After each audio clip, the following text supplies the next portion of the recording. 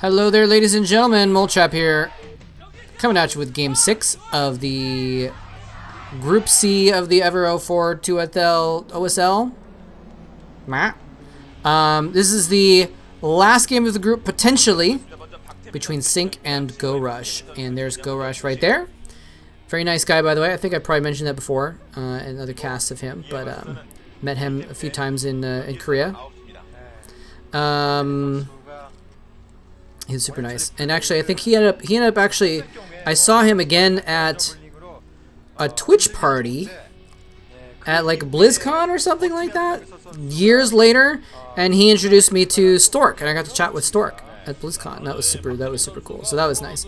But anyway, so at the end of the last video, I mentioned that I was probably wrong about the counting that I was doing, and I was correct about being wrong. So here's the situation now. So what happened is this is actually a situation where right now Sync, I forgot Sync is actually at 2-0.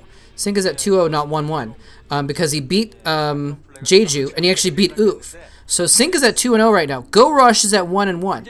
So what that means is if Sync wins, he will be at 3-0 and Oof will be at 2-1, and GoRush and Jeju will be out. It'll be 2 Terrans advancing and 2 Zergs being eliminated. If GoRush wins this, however, then we will have a 3-way tie between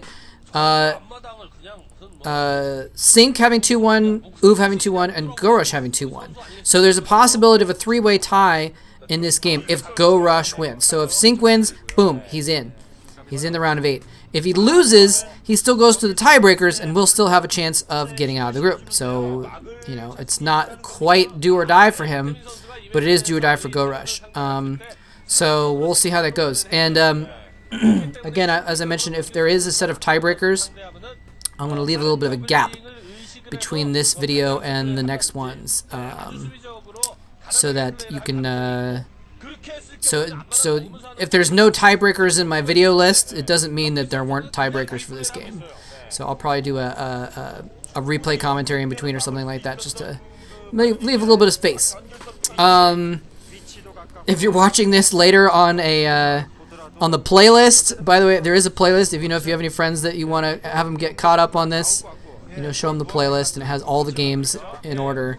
So if you're in this playlist, it's probably going to tell you what the next game is. So sorry about that, but it's only the round of 16. Not a huge deal, I guess. But anyway, yeah. So right now, Uv is kind of rooting for Sync in a way. In a strange way, because if Sync wins, then Uv advances. If Sync loses, Uv has to play another round of tiebreakers. Now, he could theoretically want, in a way, for Sync to lose so they can have tiebreakers, because, then Uv can theoretically get out in first place in the group. And if you get out in the first place in the group, you play the second place from another group. And that gives you a higher chance. Although he may not want to get first place in his group, because guess who got second place in their group? Jelizerg did. So he may not want to get matched up with Jelizerg in the round of 8. Who knows? I'm not sure exactly how the bracket works as far as which group players go to which part of the round of 8, actually. So who knows? But anyway, I've now spent the entire first 3 minutes of the game talking about setting it up, the situation. Hopefully you guys understand it. But let's get ready first from TVZ action. Sync. Building a nice little defensive position here on his ramp, and also getting kind of defensive SimCity in his base as well. Versus GoRush, we saw him do this versus Jeju. He didn't actually take his ramp versus Jeju, but also Jeju didn't take an expansion, so that would be why he's being a little bit more forward in his positioning against GoRush, because Jeju went for those early lings. And in this case, we have GoRush going for not just an early expansion, but actually 2 early expansion. We can see on the minimap, if you look very closely, if you put your reading glasses on, you can see that there is a little blip on the minimap, which is, I believe, large enough to be a hatchery. And now they're going to click on it and show us that is, in fact, what's going on. So, I believe it's a hidden, a protected expansion. It's behind the minerals. So he doesn't have to build Sunkens there. So we're not going to see the same situation where we saw in, Sync versus Jeju before, or GoRush versus whoever that was before, where they had to build 12 sunken colonies. 6 at each location. But we are seeing this push out with the 2 barracks push, with the 6 Marines, 2 medics, 2 firebats push to try and put some pressure on here. And oh, a little Ling sneaks in there. The reinforcing firebats are going to make easy work of that Ling. A little bit of overkill. Yeah, it's forcing him to build all these sunken colonies. 4 sunkens going down. The spire is actually going down right behind the sunkens. A little bit risky to put it there. Although I guess if you lose your natural gets broken, it doesn't really matter if your spire dies, because then you're just dead. So, is he going to break it? Probably not. I think he's probably going to hold back here. I think we saw that I think he has stim. He's got those medics, but 4 sunken colonies is a lot, and he doesn't know if there's other Zerglings roaming around that could be used to do a push as well. So, I'm seeing this SCV run out, and I'm like, I actually don't remember exactly how this map is composed, but is there a way that he can glitch firebats through the minerals to try and attack? Okay, no, these firebats are just reinforcing. Is he going to go in after all? He stims against those Zerglings, but then he falls back. Sunken colonies, too much damage to deal with, I think. But he's continuing to produce units out of those 2 barracks. He is researching on his academy. Probably the... oh, wow. Oh, this is... ha, ha, ha. He was hoping to get the shells upgrade, the range upgrade on the Marines, and I believe the range upgrade on the Marines inside of a bunker, the bunker gives you extra range as well, would be enough to outrange the sunken colonies.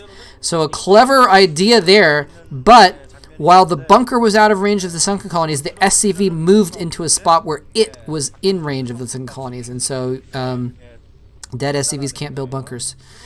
But he's going to bring in another SCV to die, I guess. And we'll see how long it takes before it gets into a position where it's going to die to those sunken colonies. And it took about 1 second. And oh, he was trying to put the is out another SCV. He might finish it just by brute forcing these SCVs. He's got the medics there to heal, and he does finish it. He does finish it. Now we're going to test our hypothesis, and it looks like it's within range of the gas, but not the sunken colonies. So I was I said it as a possibility, but I didn't think I'd ever, because like I've never seen a situation where they put a bunker outside of a sunken like that, so I didn't think that was possible. Now we've tested it for sure, and that bunker is not within range of those sunken colonies. But these Mutalisks are getting within range of the reinforcing Marines, going right into the base. They're going to get some free kills. It's actually going to skip that firebat and go for the SCVs. Wants to kill off the SCVs building a bunker again. Now that the Marines are attacking, they're going to just pause for a second to kill that off. But the glaive are still doing damage, and the entire army is rushing back in here to defend against these Marines. And wow, Sync is actually losing a few SCVs here. Not too much damage done to the Mutalisks. So GoRush doing significant damage there. And I believe this is a really good spot for GoRush right now. He did spend a decent amount on those sunken colonies. But right now, look, GoRush has 3 bases. He's basically free to drone up and tech up. He's getting lurker tech right now. He's got his Queen's Nest down, so he can get hive tech before too long as well. And there's not a lot that Sync can do about it. And Sync is going to try and do something about it. You can see him pushing out with a couple tanks and a larger bioforce. He says, you know what, if you don't do something about this, you're going to have to keep your mutas at home to deal with this. Otherwise, you're not going to have them at your base to when I try and break you. And the Mutas, though, are going back in for an attack. Does he even know? He may not know that force is on the map.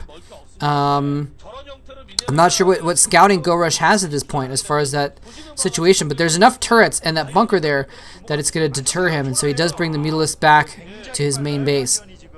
More sunken colonies going down. He knows that if he can defend this bust attempt, then he's going to be in good shape, and so he's brought everything back. He's building tons of sunken colonies. He's going to try and defend this huge all-in, because if he does, he's going to have such a huge advantage, because again, Sync does not have another base. He's all in on doing this damage, and a greater spire is morphing right now, ladies and gentlemen. I was thinking that he was going to try and buy time with these sunken colonies, defending against the tanks, slowly dying to the tanks, but soaking up damage against the tanks for long enough that he could get defilers out, or maybe just a bunch of lurkers. But it looks like he's going straight for the Guardians. And if he can morph a bunch of Guardians in this situation, then that will definitely be enough to hold this with all those Sunken Colonies. But is he going to lose too many Sunken Colonies first, though? Remember, GoRush's OSL chances are on the line right now. If he loses this battle, if he loses those Sunkens, he will lose this game and he will lose this group. And he will be eliminated from the OSL. He'll have to try again in the next season. And the Guardians are morphing, though. The scan goes down. He sees them there. There's too many Sunkens. I don't know if he can go in. If he was going to go... No, he's going to fall back. He's going to fall back. If he was going to go in, it would have had to have been then. Before the Guardians finished morphing. But there were so many Sunken Colonies there that it just didn't matter. Getting down a second starport, it looks like he's producing Wraiths, so that's going to be a good counter, though. So it's like... and he actually still has, despite the... Did he cancel? He canceled the Guardian Morph? Oh, so he could move the Mutas over to a better position so he can do a better assault. Okay, okay. At first I thought he had extra Mutas on top of the Guardians, and then I thought he was abandoning the Guardians as a mind game, and now I see that he's actually just repositioning, so it's going to actually be quicker to move the Mutas and remorph them than it would be to fly those Guardians across the map. But Sync is going to be prepared for this. He's got Wraiths coming out, and I don't think that GoRush has enough air right now. He's got a couple Scourge, but I don't think he's going to have enough to deal with this. But the Marines are coming back. This one Wraith is there, and the Scourge are running after the Wraith. He's going to push the Wraith back. The Wraith trying to take pot shots is going to die in the process, and he's actually forced to lift his factory and one of his barracks. These Guardians are getting... There's so many Guardians. These are getting tons of work done, actually. And the Marines have come back, but he has to wait for those Guardians to get a little bit farther away from the ridge, but he goes in for an attack. The Firebrats are there for moral support, but it's not enough. They need to be doing fire support. The Guardians, look at this. He's kiting with the Guardians now, and he's actually getting away from that ridge a little bit. He needs to kind of stay back, at least until he can get... Yeah, okay, there's some Scourge. Those Scourge need to be over there protecting those Guardians, and actually it might even do well to have some Zerglings ready to run down the ramp to re-engage with those Marines or something like that. So here's the Scourge coming over. The Wraith might get one kill. Looks like it's going to get one kill before dying. And this is interesting because the way that he wants to deal with this is getting 2 starports, and I don't think it's going to work. I don't think it's going to work for him. The Guardians are falling back, though. Where'd those Scourge go? There they are. Okay. Where are the Guardians going, though? They could have done more damage, I think. Maybe he's, like, worried about the 2 starports. I don't know if he spotted the 2 starports, but either way, he's falling back. GoRush, though, is getting a 4th base. And actually, maybe he was anticipating Cloak. So he had the Scourge, but maybe he's anticipating Cloak, and so he doesn't want to lose all those Scourge and Guardians to Cloak Wraiths. But now the Overlord is camping along with them as well. Probably needs a second Overlord, I think. If you get a... Oh, the Wraiths are in trouble. The Guardians pushing down on the Marines, though, and the Marines are in a good position to counterattack. They'll be able to get some Scourge kills, and the Wraiths are coming in. This is just such a cat and mouse. Actually, it's not really cat and mouse because there's not really one player that has the advantage necessarily. It's just a back and forth. Both players trying to use their advantage on that ridge if possible. And in the meantime, GoRush has gotten Lurkerling. He's used these Guardians to buy enough time to switch into a different tech as well, and the Lurkerling and the Defilers are going to rule this match. Because guess what? Look how many bases Sync has. He's got 1. Oh no, he loses some Wraiths! He loses some Wraiths. He's going to lose another Wraith. He's down to 2 Wraiths. No! He's going to lose another one as well. It looks like, no, he's going to save those 2, but oh no! That's like 6 Wraith count was all that was keeping him from... Keeping those Guardians from really just having a huge advantage over his force. And now with the Wraiths gone, he doesn't really have enough to deal with that. And oh, he's going to lose another Wraith. He's got 1 Wraith left. Is he going to keep pumping them out? And critically, here's the thing. Those Wraiths are not science vessels. They are not science vessels. There is no irradiate. There is nothing. He has nothing to deal with these Defilers, which now have consumed so they can put down Dark Swarms, and this giant biomass is now useless. Useless. Because all he has to do is just put down Swarms and have Zerglings and Lurkers, and that's it. And as long as he's got a couple Defilers nearby, he can't push out. So this giant Bioforce is really, really strong, but it can't do anything. If he tries to run in and stim in and kill off the Guardians, then he'll just counter with the Lurkerling on the ground and put down a swarm. And that's exactly what's happening here. The Lings are going to die probably, but more swarms are being pushed down. And he's actually, look at this angle. Sync is being pushed back into his base, which means he can only run so far. And he actually realizes that and falls back to the south, away from his base, so he's got more room to run, so that this swarm chase is forced to occur in a different direction away from his base. Otherwise, he could just get cornered in his base and get contained or just absolutely outright killed. So he's actually positioning south of that to try and keep so that he can have more space to run away, basically, because he's got to run from those swarms. He just doesn't have what it takes to deal with the swarms. He needs a bunch of science vessels. Instead, he has a bunch of dead wraiths. And dead wraiths do not help you against that situation. He's gotten a hidden... Oh, he even finds hidden expansion. And actually, GoRush is going in for the kill. He says, you can run around in the middle all you want. I'm going for the heart of your army and the heart of your base. And putting down a dark swarm with lurkers underneath just right next to the refinery. And that is going to do it. Sync is countering with a drop attack over here at this extra base, which is going to be incredibly difficult for him to deal with. Unless you have Guardians... Guardians are pretty good about that kind of thing. And he's got Zerglings to deal with that situation as well. This looks like it's going to be it for Sync. Sync was hoping to just go out of this group 3-0 and take the win and advance to the round of 8. But it looks like he's probably not going to, because that hidden expansion, as you can see, it was completely taken out by 2 Zerglings. Imagine that. There's this giant... city-sized building, an enormous building, probably housing tons and tons of civilians in it, and 2 Zerglings are making it not able to function and making it lift in the air. So, but yeah, look at this. Lurkers, Defilers. He does have vessels out now, but there's more Defilers than there are vessels. He's not going to be able to radiate all of them, and he's definitely not going to be radiated all. Oh, where's the swarm actually? He needs to get a swarm down. There's the swarm. And he doesn't have any Lings left to consume. He may even start consuming the Defilers with each other to put more Dark Swarms down. But he's completely halting all of the mining there at the gas. And yeah, the gas mine has actually been completely killed off. So I'm not sure what Sync can do to get back in this game at this point. It's his barracks is going to die. His engineering bay is floating in the air. In the meantime, GoRush has defended the drop attack. Did not do very much damage. He's taking a 5th base as well. So it's like, oh, and he mines out. That's the final nail in the coffin. He mines out his main, so he is now 0 mining, and we're gonna see GG in 3, 2, 1. Oh, called it! Called it! Honestly, that Juju was way overdue. So, not a difficult call to make. GoRush takes the game. And that means we're going to tiebreakers, ladies and gentlemen. GoRush has just secured a spot in the tiebreakers, but and kept his chances alive. But he's not out of it yet. He still is going to have to play a tiebreaker match. And so the tiebreaker match is going to be another round robin between just 3 players instead of 4. So Jeju is out. Jeju, who, you know, this was kind of a chance to prove himself, but it was a really tough group. The best Terran versus Zerg player, another very good Terran versus Zerg player, and a good ZVZ player. So Jeju goes out 0-3. So now it's going to be a round robin between Sync, GoRush, and Oof. And basically, whoever wins 2 in a row is going to advance, and then, well, I guess it'd have to be... Oh, well, because if you win 2 in a row, and then the other 2 players play against each other, and whoever wins with that would advance. So that's kind of how it's going to work, I think.